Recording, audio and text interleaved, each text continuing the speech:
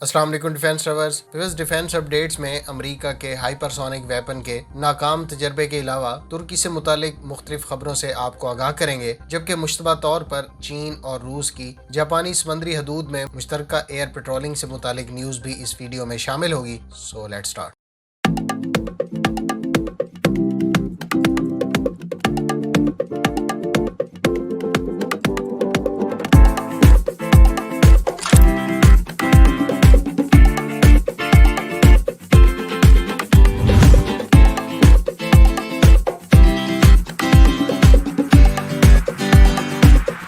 Thank you.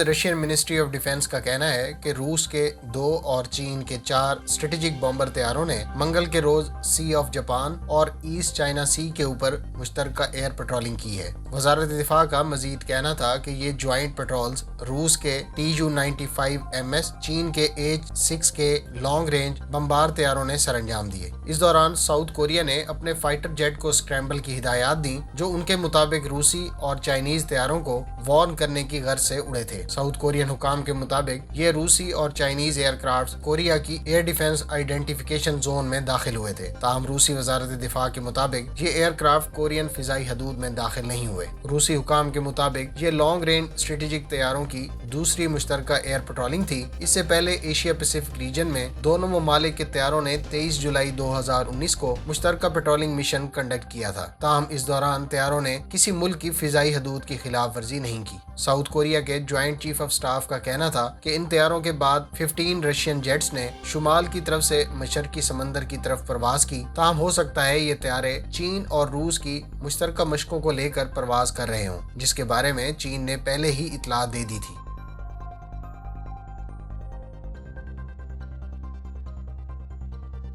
French directorate general of armament ने मजीद 12,000 HK416F rifles का order दिया है। ये राइफल्स उसकी आर्म फोर्सेस को 2021 के अवाइल में डिलीवर कर दी जाएंगी। इससे पहले जर्मन और French HK rifle manufacturing plant की मुश्तरका तौर पर तैयार करदा 12,000 राइफल्स 2020 में भी डिलीवर की गई थी। वाज़ेह रहे कि अब तक फ्रेंच आर्म फोर्सेस को इस सीरीज की 45,340 राइफल्स डिलीवर हो चुकी हैं, जबकि ये राइफल्स पहले से मौजूद FAMAS राइफल्स को रिप्लेस करेंगी। टोटल 1,17,000 HK416F राइफल्स 2028 तक डिलीवर की जाएंगी, जिसमें से 93,000 2025 तक डिलीवर होंगी। याद रहे कि फ्रेंच DGA की तरफ से 22 सितंबर 2016 को इन राइफल्स का ऑर्डर प्लेस किया गया था और डिलीवरीज का आगाज मई 2017 में शुरू हुआ था।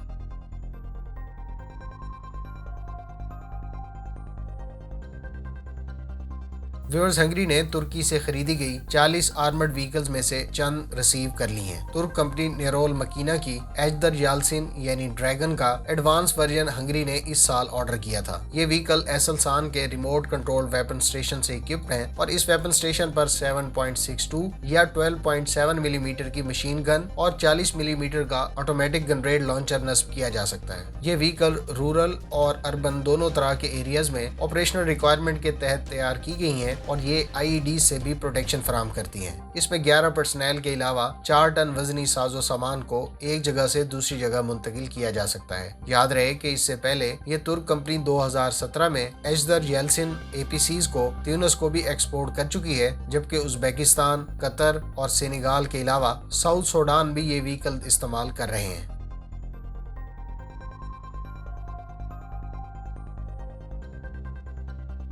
ब्रिटिश टेलीविजन रेगुलेटरी अथॉरिटी ने भारतीय टीवी चैनल रिपब्लिक टीवी पर पाकिस्तान के खिलाफ नफरत अंगेज जबान इस्तेमाल करने पर 20,000 पाउंड का जुर्माना आयद कर दिया है। भारतीय एंकर अर्नाब गोस्वामी, जो रिपब्लिक टीवी के को फाउंडर भी हैं, उन्होंने गुज़श्ता बरस सितंबर में अपने एक प्रोग्राम में पाकिस्तान और उनके लोगों के खिलाफ नफरत अंगेज जबान का इस्तेमाल किया था। इस प्रोग्राम की वजह से इस टीवी पर यह जुर्माना आयद किया गया है।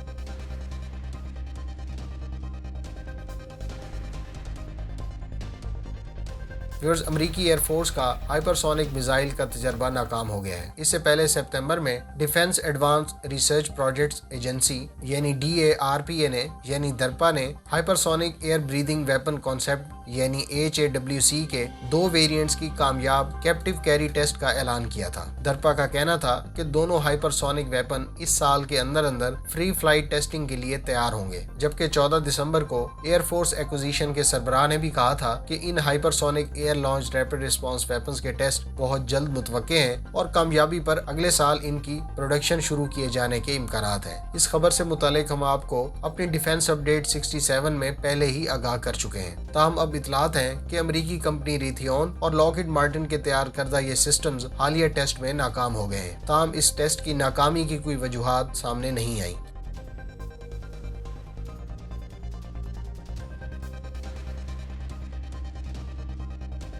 तुर्की ने मुल्की साख्ता एल्पेन अनमैन्ड हेलीकॉप्टर को कामयाबी से टेस्ट फ्लाई किया है। एल्पेन इटालियन पायलटेड हेलीकॉप्टर CH-7 पर बेस्ड है और इसके बारे में तुर्क हुकाम का दावा है कि ये हैवी लिफ्ट अनमैन्ड यानी ड्रोन हेलीकॉप्टर है। ये हेलीकॉप्टर 160 किलोग्राम वजन 840 किलोमीटर की रेंज तक ले जा सकता है। कंपनी का कहना है कि इस बगैर पायलट के रिमोट कंट्रोल हेलीकॉप्टर को तुर्की की रेस्क्यू और सिक्योरिटी जरूरियात के पेश नजर तैयार किया गया है। इस हेलीकॉप्टर पर सर्च एंड रेस्क्यू, सर्वेलेंस और रिकॉनेसेंस जैसे ऑपरेशंस के लिए मुख्तलिफ तरह के पेलोड से इक्विप किया जा सकता है, जिसमें electro optical, search and rescue मकासद के लिए मुख्तलिफ सेंसर्स और रेडार्स काबिल जिक्र हैं। इस हेलीकॉप्टर की स्पीड 160 किलोमीटर पर आवर है, जबकि 120 किलोमीटर पर आवर की इकोनॉमी स्पीड में इसकी रेंज 840 किलोमीटर है। ये हेलीकॉप्टर फुल पेलोड के साथ 2 घंटे जबकि कम पेलोड के साथ 7 घंटे तक फिजा में रहकर अपने ऑपरेशन सर अंजाम दे सकता है। इस हेलीकॉप्टर की सर्विस सीलिंग 16,400 फीट बताई गई है।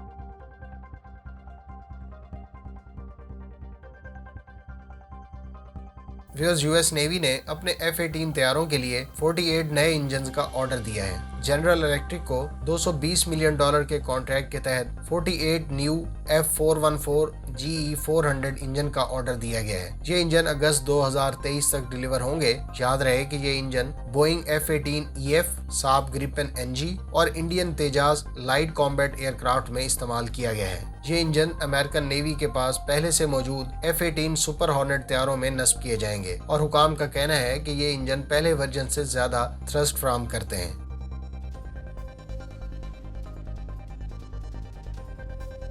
उम्मीद है इस वीडियो से आपकी मालूमात में इजाफा होगा। अगर आप इस तरह की मजीद वीडियोस देखना चाहते हैं तो हमारे चैनल को सब्सक्राइब करें और साथ में मौजूद बेल आइकन दबाएं ताकि आपको हर आने वाली वीडियो का नोटिफिकेशन मिल सके। मिलते हैं नेक्स्ट वीडियो के साथ। अपनी दुआओं में याद रखिएगा। अल्लाह हाफिज। पाकिस्तान जिंदाबाद।